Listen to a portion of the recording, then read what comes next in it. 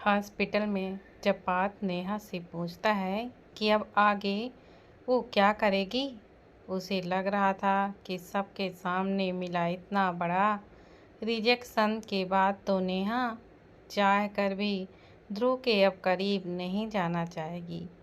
लेकिन नेहा उसके तो सोच के उलट सबसे पहले उन्हें अपने टूटे दिल का इलाज के चलते बाहर कहीं खाने के लिए बोलती है।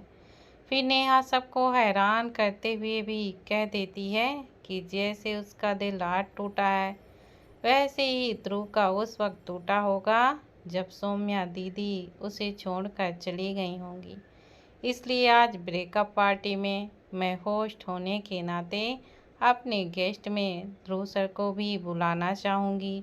ब्रेकअप पार्टी करने से ज़्यादा शॉकिंग तो ये था कि नेहा अपने दिल टूटने वाली पार्टी में उस इंसान को भुलाना चाह रही थी जिसकी वजह से वो ये ब्रेकअप पार्टी करना चाह रही थी।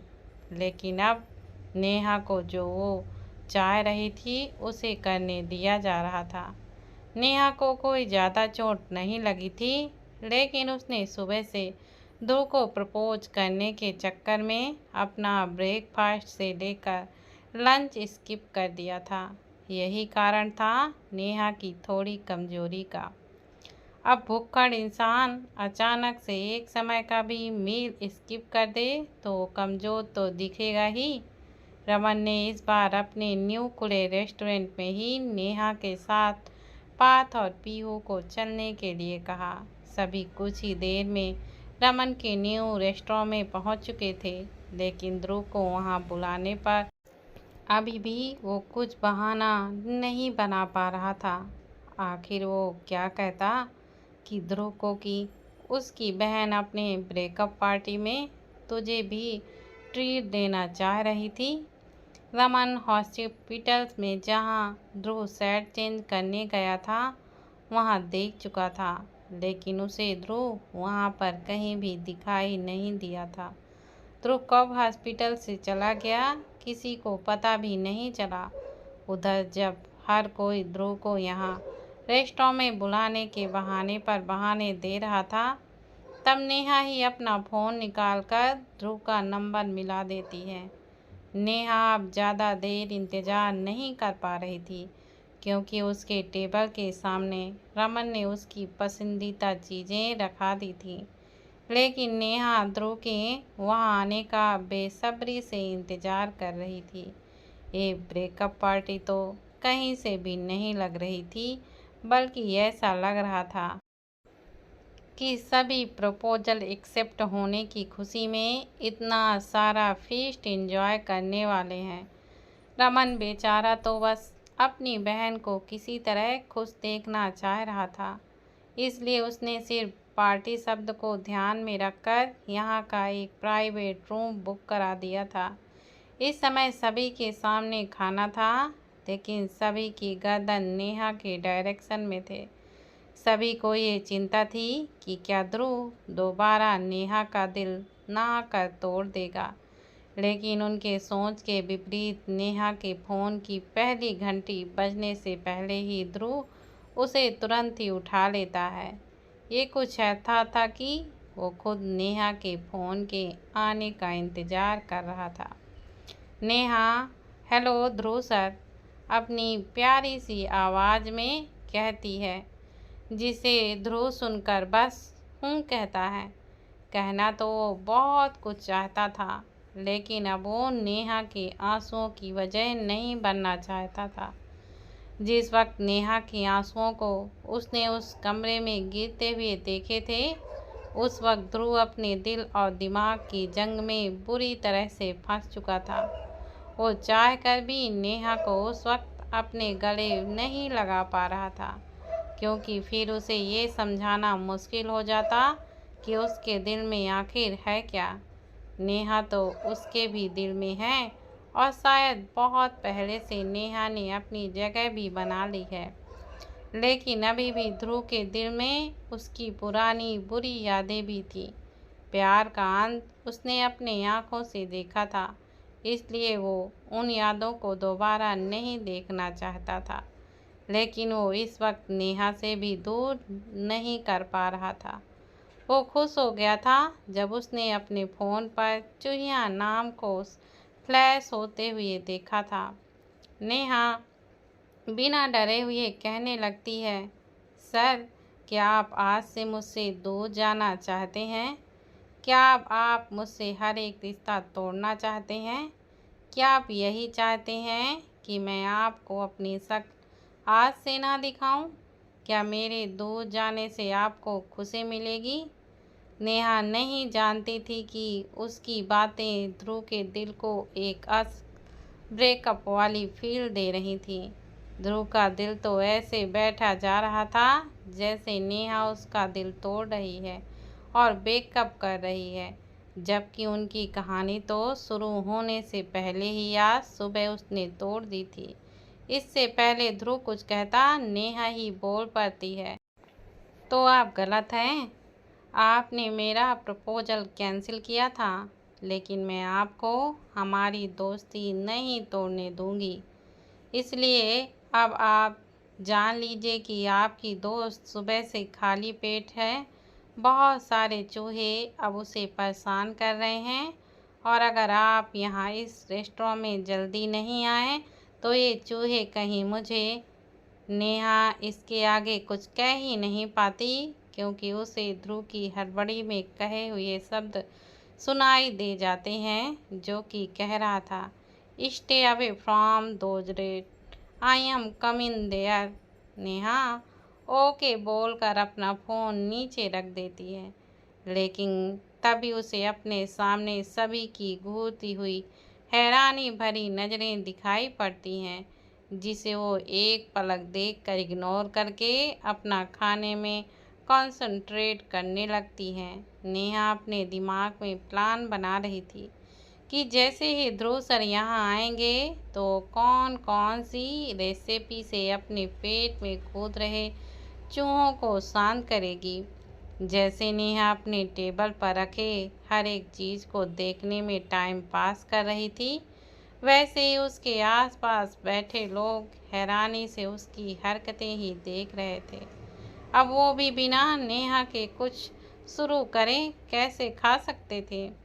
तभी कुछ समय ही बीता होगा कि उनके प्राइवेट रूम का डोर खुलता हुआ दिखता है, जिससे ध्रुव जल्दी से अंदर आकर नेहा के पास खड़ा हो जाता है। ध्रुव को देखकर ये साफ दिखाई दे रहा था कि वो यहाँ आने के लिए कितनी जल्दीबाजी में आया होगा। नेहा ध्रुव को वहाँ देखती है और एक स्माइल के साथ उसे बैठने को बोलती है, फिर उसकी तरफ देखे अपनी प्लेट में रखे हर चीज़ से अपने पेट की भूख को मिटाने लगती है। नेहा को जल्दी जल्दी खाते देखकर सभी समझ गए थे कि नेहा सच में कितनी भूखी होगी, लेकिन ध्रुव के वहाँ आने के बाद उसे फिर किसी चीज़ की फिक्र नहीं थी। उसने ये तक किसी से पूछना सही नहीं समझा कि वो तो यहाँ ध्रुव के आने का इंतज़ार कर रही थी, लेकिन बाकी सब क्यों अपना खाना नहीं खा रहे थे। ध्रुव भी अब क्या करता, नेहा के ही बगल में बैठकर वो भी कुछ खाने लगता है। कुछ देर बाद नेहा ड्रिंक की मांग करती है। ध्रुव मना करना चाहता है, लेकिन फिर सोचता है कि शायद ड्रिंक करने के बाद नेहा अपने दिमाग से उससे प्यार करने वाले का भूत उतार देगी। नेहा के ड्रिंक करने वाली बात पर सबसे पहले रिएक्ट और कोई नहीं बल्कि नेहा के बगल में बैठा ध्रुव ही करता है, जो चुपचाप से खाना तो खा रहा था, साथ ही उसकी नज़रें हर कुछ पलों के साथ ही चुपके चुपके नेहा को आराम से अपना खाना एंजॉय करते हुए देख रही थी। दूध तो ये जानता था कि आज नेहा का मूड थोड़ा सा अपसेट होगा, क्योंकि जो उसने सबके सामने नेहा के प्रपोजल को रिजेक्ट किया था, लेकिन वो ये नहीं चाहता था कि नेहा के दिमाग पर इसका कुछ ज़्यादा असर पड़े। वो ये बात बस समझ जाए कि उनके बीच में कभी प्यार की बात ना लेकर आए। वो नेहा को बार बार रिजेक्ट करके हर्ट बिल्कुल भी नहीं करना चाहता था, क्योंकि ये प्रॉमिस उसने अपनी दीदू के जाने के बाद आज के ही दिन किया था। इसलिए वो अपने दिल को भी पूरी तरह नेहा के लिए खोल बिल्कुल भी नहीं पाया था। लेकिन एक बात का उसे भी अंदाज़ा था कि ये छोटी सी चूहिया उसके दिल के किसी कोने में बहुत पहले ही उछल कूद करने लगी थी। उसने ना चाहने पर भी नेहा को उसके दिल से निकालना मुश्किल होगा, पर उसे पूरी तरह अपनाना अभी भी ध्रुव के लिए कठिन था। इधर ध्रुव नेहा के लिए कुछ फिक्रमंद था, तो वहीं दूसरी तरफ पार्थ और अमन का पूरा ध्यान नेहा और ध्रुव के बीच फैली चुप्पी पर था। उनके सामने एक ऐसी मूवी चल रही थी जिसे वो पूरी तरह से समझना चाहते थे, इसलिए वो अपने सामने के हर एक सीन को मिस नहीं करना चाहते थे। ध्रुव का अचानक नेहा के कहने पर आ जाना, साथ ही नेहा के बगल में बैठ जाना, वैसे भी उनको थोड़ा सा कंफ्यूज कर गया था। लेकिन तभी सभी का ध्यान तब टूटा जब उन्होंने नेहा को कुछ ड्रिंक लाने का ऑर्डर वेटर को देते हुए दिया।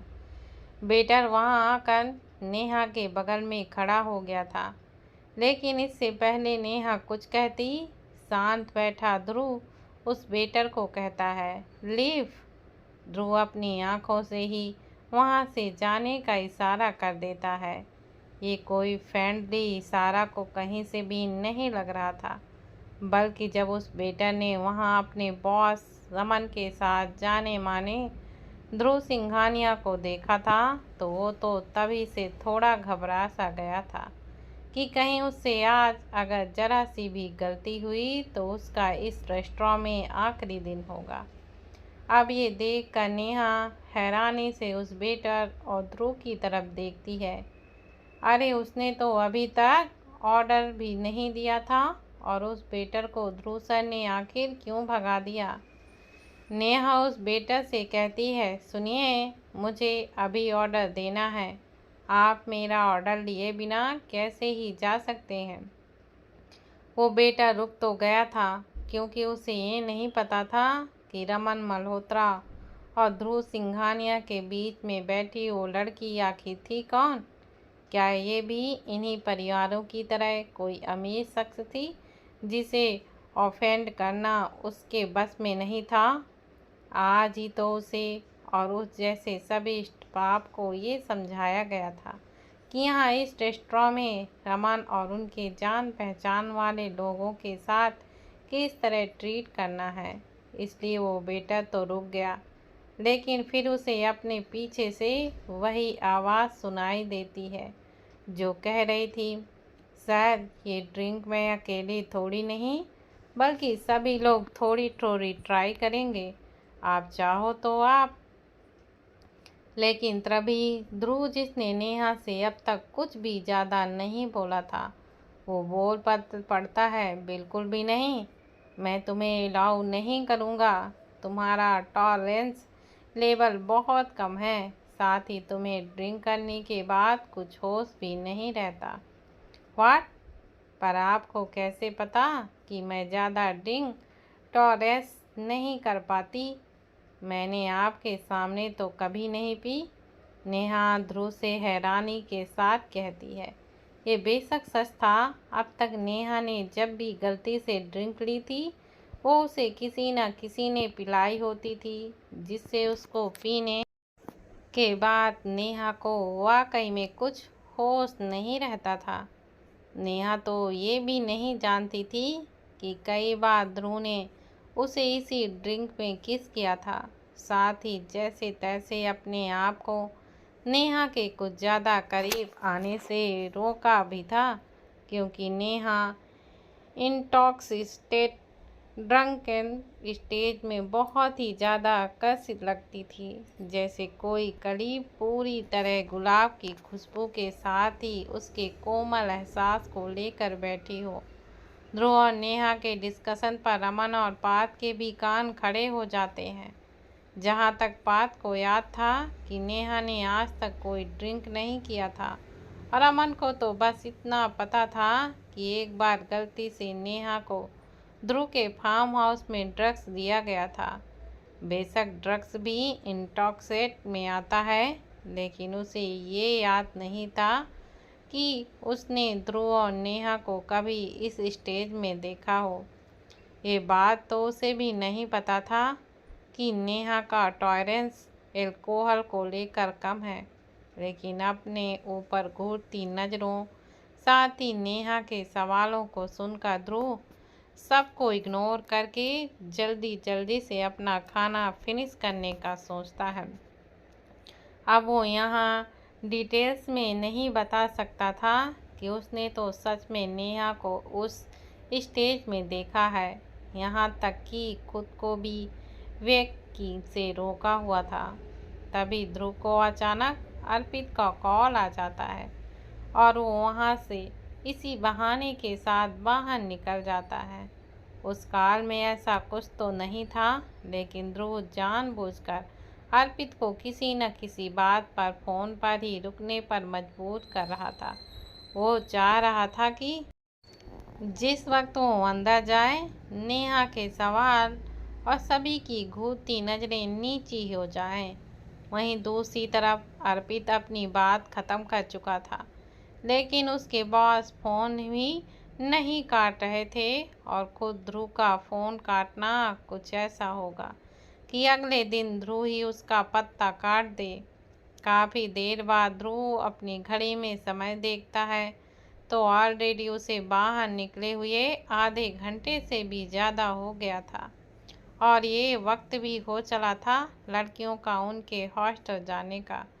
ध्रुव बिना अर्पित से कुछ कहे फ़ोन काट देता है, जो अर्पित के लिए समझ से परे था।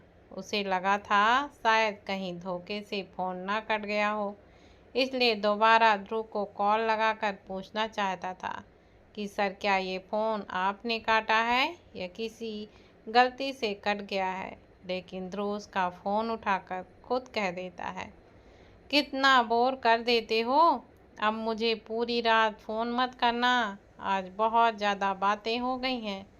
इतना कहकर ध्रुव फिर से फ़ोन काट देता है। बेचारा अर्पित अपने बॉस के इस रवैये से बस अपने मन में ही मन चिढ़ सकता था। न उसके बॉस कभी भी फ़ोन पर एक दो लाइन से ज़्यादा बोलते थे और न ही कभी उसकी ध्रुव से बिना कुछ कहे इतनी देर तक फ़ोन में एक दूसरे की छुपी सुनते हुए। वहीं दूसरी तरफ ध्रुव को इन सब से और कोई मतलब नहीं था। उसे कुछ पल बाहर रहना था ताकि अंदर सभी अपना डिनर ख़त्म कर लें और जैसे ही वो अंदर जाए सभी अपने अपने घर जाने की बात करें। इसी सोच के साथ ध्रुव जैसे ही उस प्राइवेट के रूम के अंदर जाता है, वहाँ की हालत देखकर उसकी आंखें एकदम छोटी हो जाती हैं। जिस टेबल पर कुछ देर पहले प्लेट्स और फूड रखा हुआ था, वहाँ काफ़ी वाइन और ड्रिंक्स रखी हुई थी। इन सबसे बड़ी ये बात थी कि नेहा अपने दोनों हाथों से कुछ दो अलग अलग तरीके की ड्रिंक्स को अपने मुंह के अंदर ही मिक्स करके पीने में लगी हुई थी।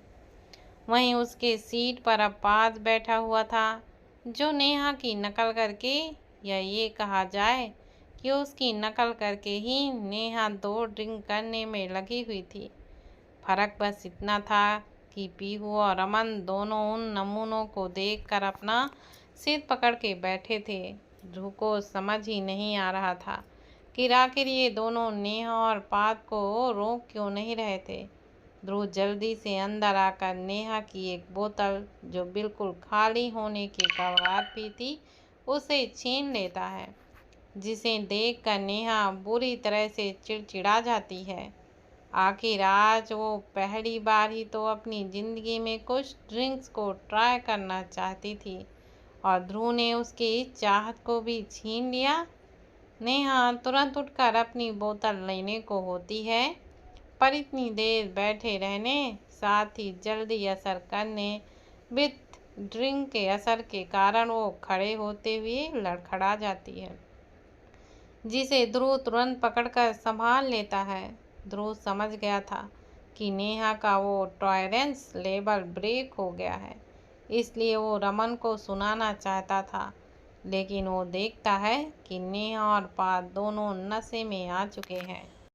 इसलिए वो रमन को पार्थ को संभाल कर बाहर लाने के लिए बोल देता है और खुद नेहा के कंधे पर अपना एक हाथ रखकर उसे बाहर ले आता है। बाहर 2 गाड़ियां थीं, लेकिन इस बार नेहा कुछ ऐसा करती है जिसे देखकर रमन को भी कुछ देर पहले अपनी बहन के बातों में आने का पछतावा हो रहा था। न वो इमोशनल हुई नेहा को थोड़ा सा ड्रिंक करने की परमिशन देता और ना ही नेहा किसी के भी गाड़ी में ना जाने की जिद करती।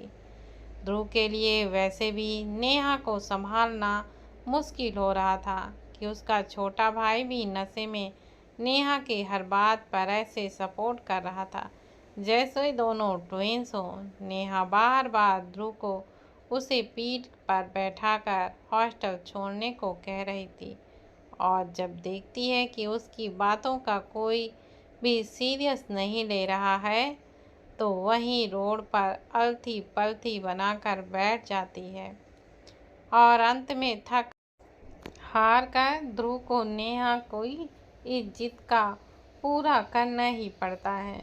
नेहा को ध्रुव एक ही झटके में जमीन से उठाकर अपनी पीठ पर गोदी ले लेता है और ये देखकर नेहा चिल्लाकर कहती है, ओहो मिशन सक्सेसफुल।